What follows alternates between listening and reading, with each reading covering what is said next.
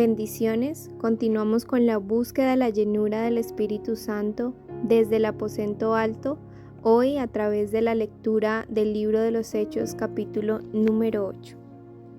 Y Saulo estaba allí, aprobando la muerte de Esteban. Aquel día se desató una gran persecución contra la iglesia en Jerusalén, y todos, excepto los apóstoles, se dispersaron por las regiones de Judea y Samaria. Unos hombres piadosos sepultaron a Esteban e hicieron gran duelo por él. Saulo, por su parte, causaba estragos en la iglesia. Entraba de casa en casa, arrastraba a hombres y mujeres y los encarcelaba. Los que se habían dispersado predicaban la palabra por donde quiera que iban. Felipe bajó a una ciudad de Samaria y les anunciaba al Cristo. Al oír a Felipe y ver las señales que realizaba, mucha gente se reunía y todos prestaban atención a su mensaje.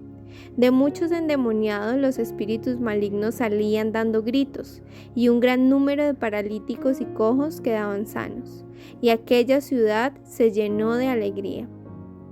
Ya desde antes había en esa ciudad un hombre llamado Simón, que jactándose de ser un gran personaje practicaba la hechicería y asombraba a la gente de Samaria. Todos, desde el más pequeño hasta el más grande, le prestaban atención y exclamaban: «Este hombre es al que llaman el gran poder de Dios». Lo seguían porque por mucho tiempo los había tenido deslumbrados con sus artes mágicas.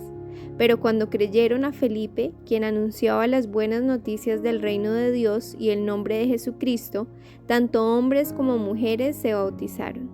Simón mismo creyó y después de bautizarse seguía a Felipe por todas partes, asombrado de los grandes milagros y señales que veía. Cuando los apóstoles que estaban en Jerusalén se enteraron de que los samaritanos habían aceptado la palabra de Dios, les enviaron a Pedro y a Juan. Estos, al llegar, oraron por ellos para que recibieran el Espíritu Santo, porque el Espíritu aún no había descendido sobre ninguno de ellos, solamente habían sido bautizados en el nombre del Señor Jesús. Entonces Pedro y Juan les impusieron las manos y ellos recibieron el Espíritu Santo. Al ver Simón que mediante la imposición de las manos de los apóstoles se daba el Espíritu Santo, les ofreció dinero y pidió: «Denme también a mí ese poder, para que todos a quienes yo les imponga las manos reciban al Espíritu Santo». «Que tu dinero perezca contigo», contestó Pedro, «porque intentaste comprar el don de Dios con dinero. No tienes arte ni parte en este asunto, porque no eres íntegro delante de Dios. Por eso arrepiéntete de tu maldad y ruega al Señor, tal vez te perdone el haber tenido esa mala intención. Veo que vas camino a la amargura y a la esclavitud de la maldad». «Rueguen al Señor por mí», respondió Simón, «para que no me suceda nada de lo que han dicho». Después de testificar y proclamar la palabra del Señor, Pedro y Juan se pusieron en camino de vuelta a Jerusalén y de paso predicaron las buenas noticias en muchas poblaciones de los samaritanos. Un ángel del Señor dijo a Felipe: «Ponte en marcha hacia el sur por el camino del desierto que baja de Jerusalén a Gaza». Felipe emprendió el viaje y resulta que se encontró con un etíope eunuco, alto funcionario encargado de todo el tesoro de la Candace, reina de los etíopes. Este había ido a Jerusalén para adorar y, de regreso a su país, iba sentado en su carro leyendo el libro del profeta Isaías. El Espíritu dijo a Felipe: «Acércate y júntate a ese carro». Felipe se acercó deprisa al carro y al oír que el hombre leía el profeta Isaías, preguntó: «¿Acaso entiende usted lo que está leyendo?». «¿Y cómo voy a entenderlo?», contestó, «si nadie me lo explica». Así que invitó a Felipe a subir y sentarse con él. El pasaje de la escritura que estaba leyendo era el siguiente: «Como cordero fue llevado al matadero, como oveja que enmudece ante su trasquilador, ni siquiera abrió su boca. Lo humillaron y no le hicieron justicia. ¿Quién describirá su descendencia? Porque su vida fue arrancada de la tierra». Dígame usted, por favor, ¿de quién habla aquí el profeta? ¿De sí mismo o de algún otro?, preguntó el eunuco a Felipe. Entonces Felipe, comenzando con ese mismo pasaje de la Escritura, le anunció las buenas noticias acerca de Jesús. Mientras iban por el camino, llegaron a un lugar donde había agua y el eunuco dijo: «Mire usted, aquí hay agua. ¿Qué impide que yo sea bautizado?». Entonces mandó parar el carro, ambos bajaron al agua y Felipe lo bautizó. Cuando subieron del agua, el Espíritu del Señor se llevó de repente a Felipe. El eunuco no volvió a verlo, pero siguió alegre su camino. En cuanto a Felipe, apareció en Azoto y se fue predicando las buenas noticias por todos los pueblos hasta que llegó a Cesarea. Este texto nos describe varias escenas muy interesantes que nos permiten tener un panorama un poco más claro acerca de cómo funciona este tema de la llenura del Espíritu Santo y de la demostración del poder del Espíritu Santo. Quisiera mencionar 3 puntos que pude extraer de la lectura y que me han permitido generar algunas conclusiones frente a este mismo tema. El primer punto y lo primero que captaba mi atención es que el escritor resalta que la manifestación sobrenatural del Espíritu Santo, naturalmente, valga la redundancia, llama la atención de las personas, ¿cierto? Esas manifestaciones que se dan y que son incomprensibles para nosotros, que entendemos que no somos capaces de hacerlos, que están fuera del alcance humano, siempre van a descrestar a las personas. Pero, asimismo, Satanás, de manera limitada pero existente, tiene la manera de descrestar a las personas también a través de manifestaciones sobrenaturales. Y esto me lleva al segundo punto, y es que para que esa manifestación del poder del Espíritu Santo, esa manifestación de la llenura del Espíritu Santo surta el efecto que debe surtir, debe estar acompañada de la predicación de la palabra. Allí se nos presentan 2 escenarios.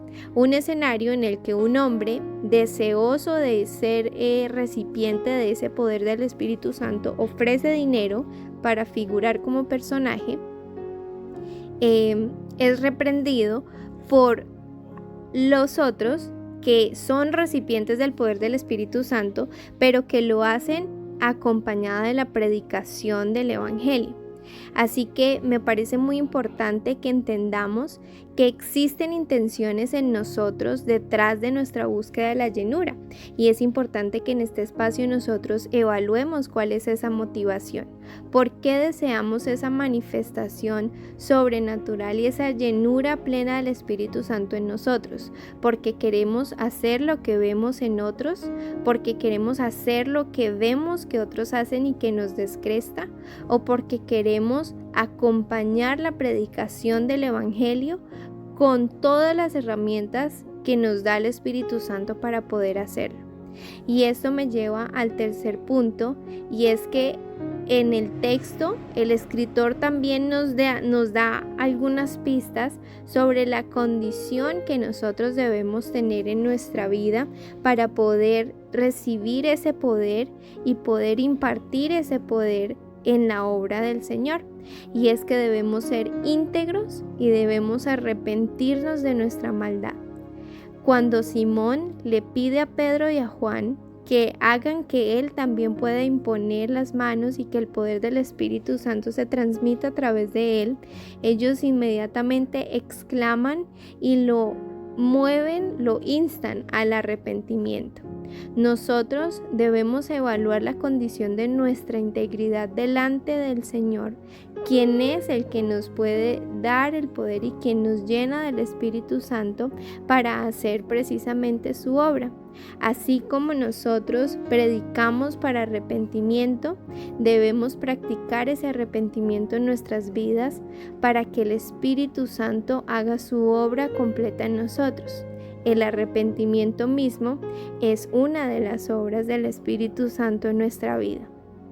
Así que, mis hermanos, a manera de conclusión, los invito a que en este tiempo que compartimos en el aposento alto podamos examinar nuestras intenciones, podamos entender por qué anhelamos la llenura del Espíritu Santo, para qué lo estamos buscando, presentemos esas motivaciones y esos deseos delante de la presencia del Señor y pidamos que nos ayude primeramente a andar en integridad, que nos ayude a ser sensibles frente a la maldad que podemos experimentar en nuestras vidas, que sigamos siendo movidos hacia el arrepentimiento y que podamos finalmente entender que la razón de que nosotros podamos siquiera considerar el ser instrumentos para la manifestación del poder del Espíritu Santo es para la predicación del Evangelio,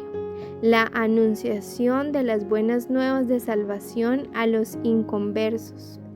Esto es o debe ser nuestro motor principal, el hacer la obra que el Señor Jesucristo hizo, que pasó a sus apóstoles, quienes con excelencia lo hicieron y que ahora nos corresponde a nosotros.